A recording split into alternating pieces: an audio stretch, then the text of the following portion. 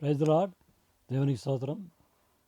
ప్రియమైన దేవుడు భక్తులారా, బిడ్డలారా, మీరు మిమ్మల్ని అందరినీ ప్రభువైన యేసుక్రీస్తు నామములో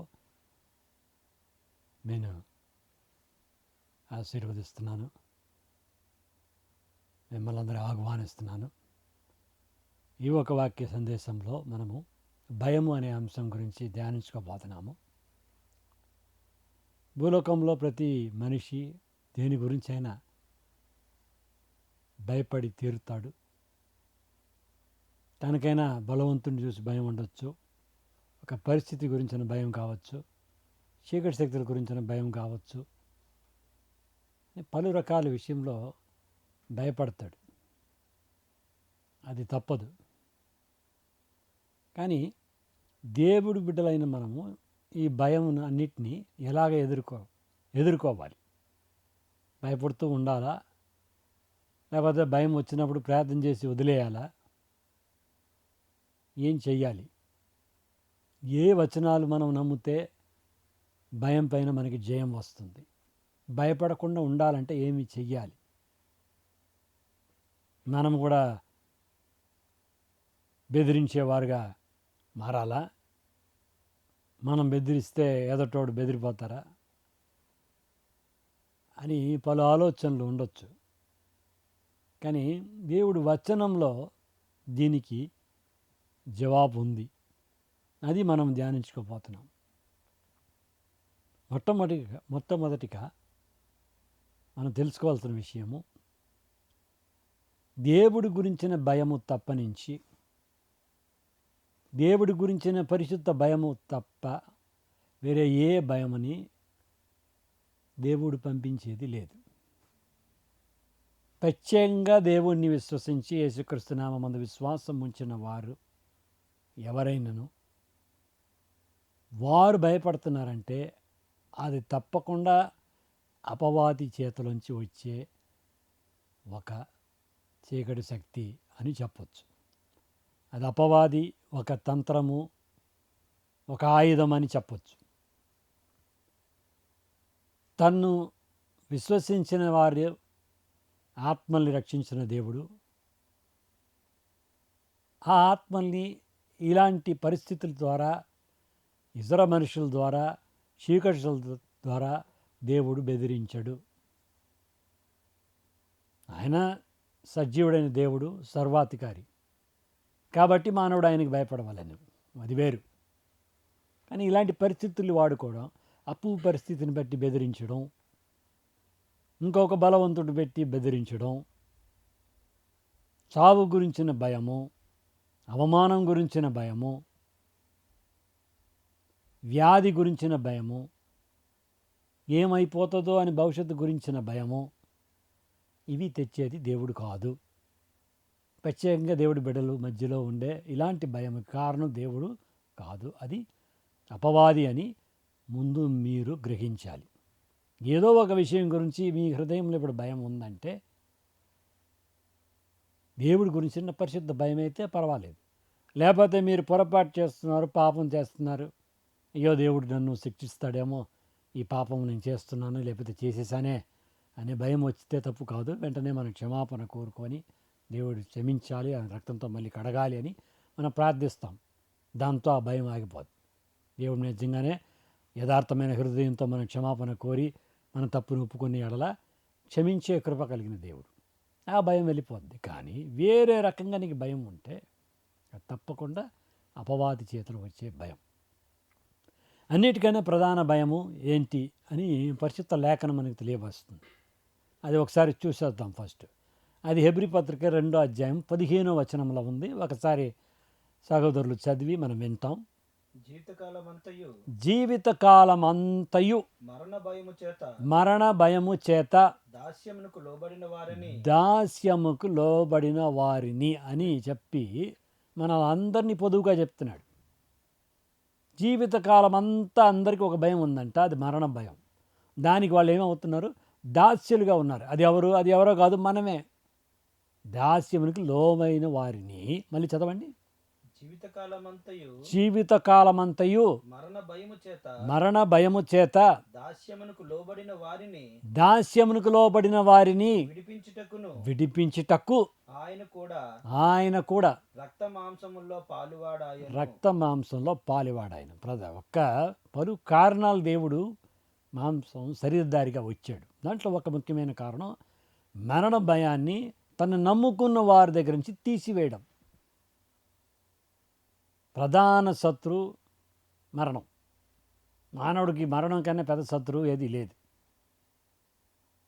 చిన్న వయసు బిడ్డ పుట్టిన కాడి నుంచి మీరు చూస్తే జ్వరం వచ్చినా సరే డాక్టరు క్రెడిట్ లేదు, లేకపోతే కడుపులో ఉండేటప్పుడు కూడా సరే ఏం భయం మనకి, బిడ్డకి ఏదైనా అయిపోద్దు, సరిగా పుడుతుందా లేదా, పుట్టిపోయిన తర్వాత అదే ఇలా కొంచెం పెద్ద అయిన తర్వాత బాబు స్కూల్కి వెళ్ళి రావాలి, ఆటో రిస్క్, బస్సులో వెళ్ళడం రిస్క్, ఎందుకు భయం, ఏదైనా అవుతుంది. అదే మరణ భయం అంటున్నాడు. పెద్దవారు అయిన తర్వాత కూడా ఉంటుంది. కానీ దాంట్లో నుంచి విడిపించడానికి యేసుక్రీస్తు వచ్చాడు. కానీ ఇప్పుడు అది ఈరోజు మెయిన్ సబ్జెక్ట్ అది కాదు. మిగతా విషయాలు మన రక్షణ పొందుకున్న తర్వాత ఒక లెవెల్కి అదే ఇదే దేవుడు చూసుకుంటాడు, మనం ఈ భూలోకం నుంచి వెళ్ళిపోతే దేవుడి దగ్గర చేరుకుంటామని నమ్మేవారు ఆ భయము ఇంకా వాళ్ళ ఉండదు. కానీ వేరే విధమైన భయాలు ఉంటాయి. వాటన్నిటికీ కూడా జవాబు దేవుడి వాక్యం నుంచి వస్తుంది. ఒక వచనం మనం చూడాలి మళ్ళీ. కీర్తనలు 34 4వ వచనం. కీర్తనలు 34 4వ వచనం.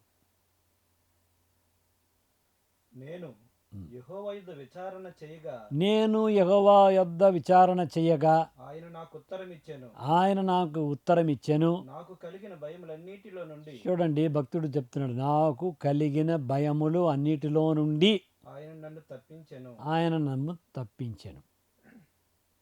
ఇప్పుడు ఆయన ప్రార్థన చేసి భయము పోగొట్టుకున్నాడని అక్కడ ఉంది.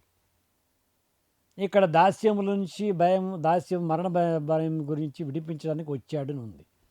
కానీ కొత్త నిబంధనలో ఏదైనా కొంచెం వేరేదైనా ఏర్పాటు దేవుడు చేశాడా?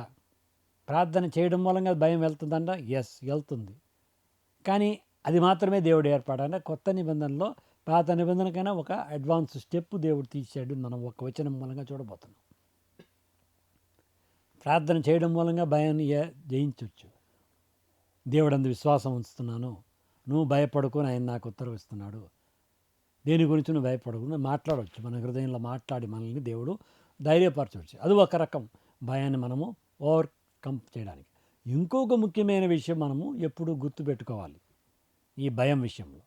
ఇది ఒక ఆత్మ, ఇది ఒక సాతాను తంత్రము అని మనం గుర్తుపెట్టుకోవాలి. అన్ని రకాల భయం నుంచి విడిపించే దేవుడు మనకి ఉన్నాడని గుర్తుకు తీసుకురావాలి. ప్రార్థన మూలంగా కూడా మన భయముని జయించవచ్చు అని మర్చిపోకూడదు. దేవుడు అన్నిటికైనా పైనవాడుగా ఉన్నాడు. మరణ భయాన్ని కూడా పోగొట్టాడు, మరణాన్ని జయించాడు. కాబట్టి నేను దేనికి భయపడాల్సిన అవసరము లేదు. దేవుడు నాకు సహాయుడు, నరుడు నాకేం చేస్తాడు అనే ప్రశ్న ఆ భయం లేని హృదయం నుంచి వచ్చే సవాలు. కానీ ఇంకొక ముఖ్యమైన వచనం మనం మరవకుండా గుర్తుపెట్టుకోవాలి. మన అందరికీ తెలిసిందే, మళ్ళీ ఒకసారి చూస్తాం. 2 తిమోతి 1వ అధ్యాయము 7వ వచనం. 2 తిమోతి 1వ అధ్యాయం 7వ వచనం చదువు. దేవుడు మనకు శక్తియు ప్రేమయు ఇంద్రియ నిగ్రహములు గల ఆత్మనే ఇచ్చెను గాని పిరికితనము గల ఆత్మ ఇయ్యలేదు. దేని చూసి భయపడే ఆత్మని దేవుడు మనకి ఇవ్వలేదు. అప్పుడు ఎవరు? మన ఆత్మ ఆల్రెడీ మనలోనే ఉంది, అది రక్షణ పొందుకొని ఉంది. అప్పుడు ఏ ఆత్మ గురించి మాట్లాడుతున్నాడు? ఆయన సొంత ఆత్మ, పరిశుద్ధాత్మను గురించి మాట్లాడుతున్నాడు. పరిశుద్ధాత్మ నాలో ఉన్నాడంటే ఆయన నన్ను ధైర్యపరిచే ఆత్మగా ఉన్నాడు. పిరికి ఆత్మ ఎవరి దగ్గర నుంచి వస్తుంది? సాతాను దగ్గర నుంచి వస్తుంది. ధైర్యం కలుగజేసే ఆత్మ, బలము కలుగజేసే ఆత్మ, జ్ఞానం కలుగజేసే ఆత్మ, ఎదుర్కొనే శక్తి కలుగజేసే ఆత్మ పరిశుద్ధాత్మ. అప్పుడు పరిశుద్ధాత్మని నువ్వు పొందుకొని ఉంటే, యేసుక్రీస్తు నామంలో నువ్వు పరిశుద్ధాత్మని పొందుకొని ఉంటే, బ్యాప్టిజం పొందుకున్న తర్వాత అనుభవం కావచ్చు, బ్యాప్టిజంతో కూడిన అనుభవం కావచ్చు, ఎలాగన కావచ్చు. పరిశుద్ధాత్మను పొందుకొని ఉంటే నువ్వు ధైర్యంగా ఉండవచ్చు. నువ్వు ఎందుకంటే పిరికి ఆత్మని పారదోలే శక్తి పరిశుద్ధాత్మకు ఉంది. సాతాను శక్తికి మించిన శక్తి నీలో ఉంది. ఏ అపవాది క్రియల్ని ఎదుర్కొనే శక్తి నీలో ఉంది. ఏది నిన్నేమి చేయదు, ఏ తెగులు నీ గుడారాన్ని సమీపించదు అంటున్నాడు. అది మన సొంత శక్తి కాదు, దేవుడు ఒక శక్తి. అట్టుమించిన ఆత్మ నీకు కలిగి ఉంది అనే విషయము నువ్వు మర్చిపోకూడదు. దేవుడు శరీరధారిగా వచ్చింది మరణ భయం నుంచి నన్ను విడిపించడానికి. ఒకటి, నేను ప్రార్థన చేయక దేవుడు అన్ని భయముల నుంచి నన్ను విడిపించి నాకు ఉత్తరం ఇస్తాడు అనేది రెండో పాయింట్. మూడవది, నేను భయపడకుండానట్లుగా నాతో కూడా మాత్రం కాదు, నాలోనే దేవుడు ఉన్నాడు, ఆత్మరూపిగా నాలోనే ఉన్నాడు అనే థాట్, అనే నిత్యత్వము, అనే విశ్వాసము సకల భయముల్ని ఎదుర్కొని నిన్ను ధైర్యవంతుడుగా చేస్తుంది. ఇప్పుడు పెద్ద పెద్ద లీడర్స్ ఉన్నారు, వాళ్ళు భయం లేకుండా ఉన్నారంటే ఎలాగా? సేఫ్టీ, పోలీస్ అఫీషియల్స్ లేకపోతే police personnel, military personal, Z category security అంటారు, వాళ్ళు ఉన్నారు కాబట్టి వాళ్ళ కుటుంబానికి చెందిన వాళ్ళు ఒకంతకి భయం లేకుండా వాళ్ళు ఉంటున్నారంటే కారణం సెక్యూరిటీ ఉంది. మనం కూడా చూస్తున్నాం, ఏమండి ఈ పర్టికులర్ ఫ్లాట్లో సెక్యూరిటీ కెమెరా ఉందా, సీసీ కెమెరా ఉందా? అప్పుడు తప్పకుండా ఎవరు రారు, వచ్చినా అది ఎవరిని మనం కనిపెట్టేవచ్చు. ఆ కెమెరా ఇక్కడ ఉంది కాబట్టి ఎవరు రాకుండా పోవచ్చు. లేకపోతే గేట్లో ఒక వాచ్మ్యాన్ ఉన్నాడు, బలమైన సెక్యూరిటీ ఈ ఫ్లాట్కి ఉంది. లేకపోతే గ్రిల్స్ వేస్తున్నాం, ఏది లోపల రావడానికి వీలు లేదు, ఎవరు అంత ఈజీగా లోపల రాలేరు. గోడలు ఎత్తుగా ఉన్నాయి, ఫెన్సింగ్ బలంగా ఉంది. ఇదంతా దేని చూపిస్తుంది? మనం దేని చూస్తే భయపడుతున్నాం, దానికి ఒక అడ్డు, అది మనల్ని ఏం చేయకుండా ఉన్నట్లుగా ఒక అడ్డు. బుల్లెట్ ప్రూఫ్ డ్రెస్ వేసుకొని వెళ్తారు, అప్పుడు తుపాకీని చూస్తే కూడా భయపడకుండా ఉండే ఒక శక్తి. పాములు పట్టేవాడు చూస్తే వాళ్ళు ఏదో మందు ఒకటి వేసుకుంటారు, అది ఏదైనా కరిచినా కూడా వాళ్ళకి భయం లేదు. మనం అలాగే పోలేము. అప్పుడు పర్టికులర్ ప్రొటెక్షన్ అక్కడ ఉంది. ఆ ప్రొటెక్షన్ని బట్టి ధైర్యంగా షూ వేసుకొని వెళ్తారు. ఎటు మించిన కఠినమైన పాత్రలు కూడా వాళ్ళు నడుచుకుంటూ వెళ్ళిపోవచ్చు. అది అలాంటి షూ, కాలుకి ఏ హాని కలగదు, ఏది గుచ్చుకోదు. గ్లౌస్ వేసుకుంటున్నాం, చేతులు కాలిపోదు, ఆ భయం లేదు. సో హెల్మెట్ వేసుకొని ఉన్నాను, ఒకవేళ పడిపోయినా తలకి గాయం తగలదు. క్రికెట్ మ్యాచ్ ఆడుతున్నాము, బాల్ ఫాస్ట్గా వచ్చింది, తగిలినా ఏమో హెల్మెట్ ఉంది అంటారు. పలు రకాల ప్రొటెక్షన్ వాళ్ళకి ఏమిస్తుంది? ధైర్యం ఇస్తుంది.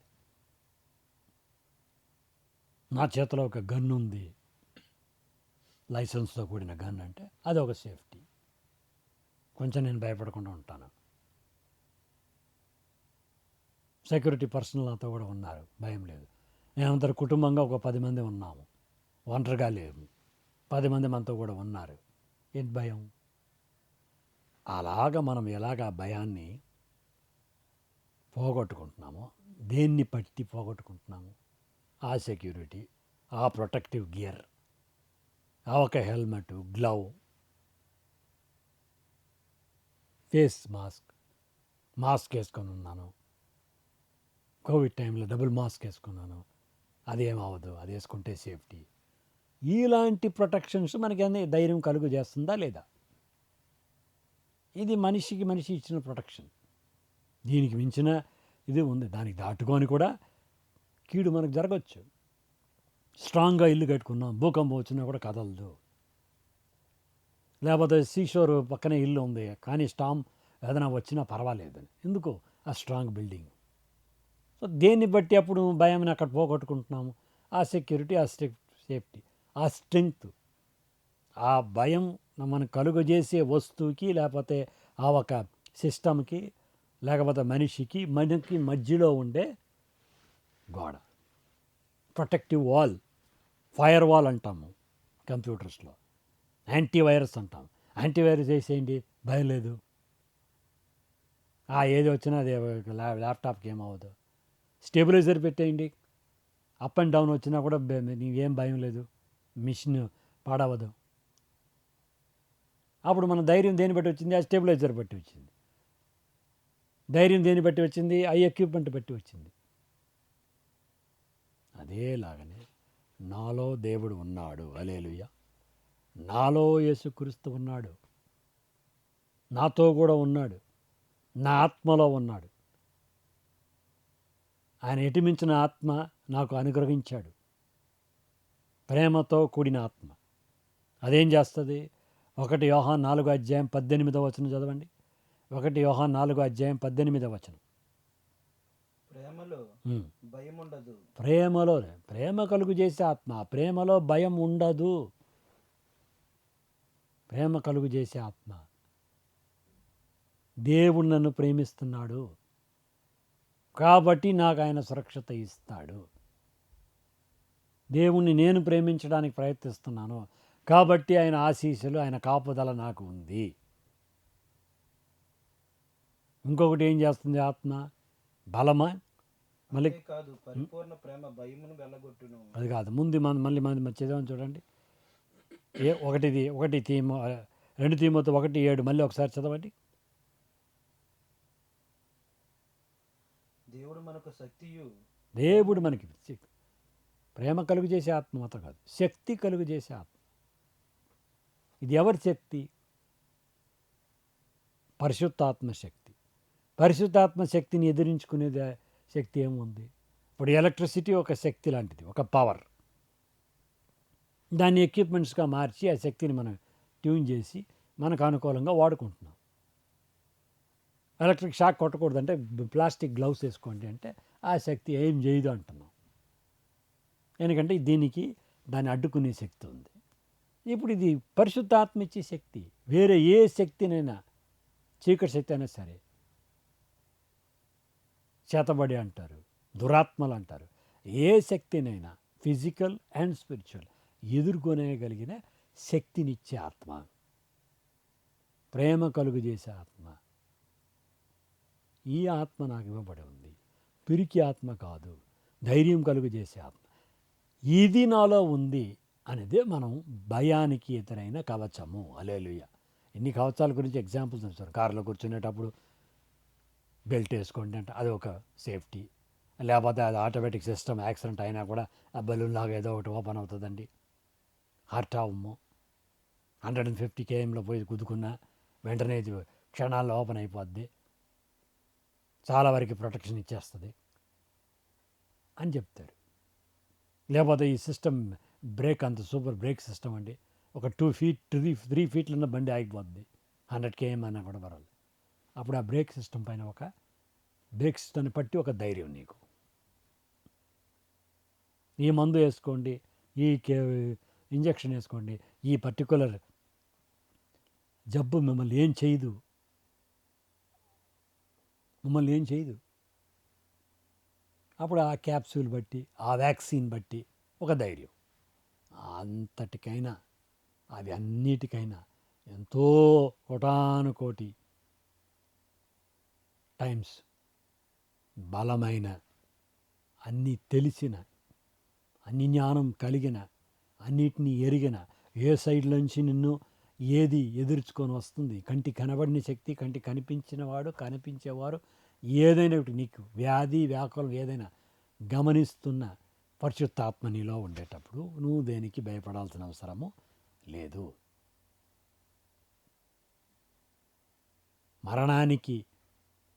మరణ భయానికి దాసుడిగా ఉండిన నిన్ను దాంట్లోంచి విడిపించడానికి శరీరధారిగా వచ్చిన దేవుడే నీకోసం మరణంలో పాలు పొంది త్యాగం చేసి సజీవుడిగా 3వ రోజు తిరిగి లేచిన తర్వాత ఆత్మరూపిగా నీలో వచ్చి నివాసం చేస్తున్నాడు.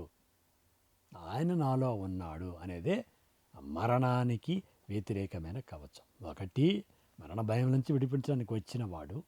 రెండవది, ప్రార్థనలు వినేవాడు. మూడవది, ఆత్మరూపిగా నా మధ్యలోనే ఉన్నవాడు. లోకంలో ఉన్నవాడు కంటే నీలో ఉన్నవాడు గొప్పవాడు అని ఉంది.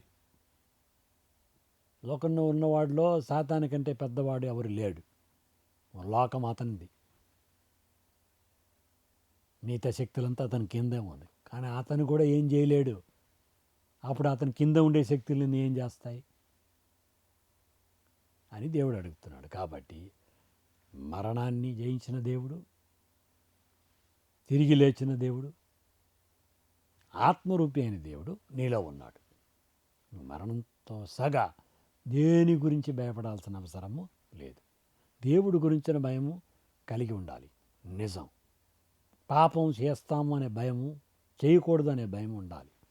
పాపం చేసేస్తామేమో అనే భయం ఉంటే కూడా పర్వాలేదు, తప్పు కాదు. కానీ వేరే దేని గురించిన భయం నీకు ఉండడానికి వీల్లేదు. మర్యాద ఇవ్వాల్సిన వాళ్ళకి మర్యాదపూర్వమైన భయం అంటే ఒకటి ఉంది, అది ఇవ్వాలి. రెస్పెక్ట్. ప్రేమించే వారిని ప్రేమించాలి, గౌరవం ఇచ్చేవాళ్ళు గౌరవించాలి. భయపడాల్సిన అవసరము లేదు అని దేవుడి వాక్యం సెలవిస్తుంది. కాబట్టి మనం ఈరోజు మిమ్మల్ని ఏ ఒక చీకటి శక్తి ద్వారా సాతాను ఏదో ఒక విషయంలో భయము తెచ్చి మిమ్మల్ని బంధించుంటే విడిపించాలి. మీరు విడిపించబడాలి. నేను ప్రార్థన చేయబోతున్నాను. మీరు నమ్మి విశ్వసించిన యెడల ఆ భయము, ఆ ఆందోళన నుంచి మీరు విడుదల పొందుతారు. వ్యాధి గురించిన భయము, వ్యాకులం గురించిన భయము, చీకటి శక్తుల గురించిన భయము, మరణం గురించిన భయము, అప్పుల గురించిన భయము, అన్నిట్లో నుంచి దేవుడు ఈనాడు మీకు విడుదల ఇస్తాడు. మీరు ఏకీభవించండి. విశ్వాసంతో మనం ప్రార్థన చేద్దాం, విడుదల పొందుకుంటాం. దేవుడు మిమ్మల్ని జీవించను గాక. ప్రార్థనలో వెళ్తాం. ప్రియ పరలోకపు తండ్రి, సజీవుడని దేవా, భయము ఆందోళన తెచ్చే దయ్యాలు యేసుకృష్ణనామములో గద్దిస్తున్నాను. మీ ప్రియులు, మీ బిడ్డలైన వారు, మీ నామం ధరించబడిన వారు, ఈ ఒక మాటలను వింటున్నవారు ఎవరైనాను ఏ విధము చేతనైనా భయముకు గురి అయి ఉంటే తక్షణమే ఆ భయం తెచ్చే ఆత్మలోంచి విడుదల పొందుకున్నందుకు స్తోత్రం. యేసుక్రీస్తు నామములో వాళ్ళకి విడుదల కలుగునుగాక. సకల భయములు తెచ్చే చీకటి శక్తులారా యేసు నామములో మేము శపిస్తున్నాం. I command you wicked spirits and spirits of fear to be cast out from our dear people in Jesus' name. యేసుక్రీస్తు శక్తి గల నామములో విడుదల వచ్చునుగాక. భయం కలుగు చేసే ఆత్మల్ని దేవుడు దూరం చేసినందుకు స్తోత్రం. పరిపూర్ణ విడుదలలో నడిపించినందుకు స్తోత్రం. యేసు పేరట ప్రార్థిస్తున్నాం తండ్రి, ఆమెన్. God bless you. తప్పకుండా మీ ఒక అనుభవాన్ని మాతో కూడా పంచుకోండి. దేవుడిని తప్పకుండా మిమ్మల్ని విడిపిస్తారు నమ్ముతున్నాము. God bless you. ఇంకో కార్యక్రమంలో చూస్తాం. Praise the lord.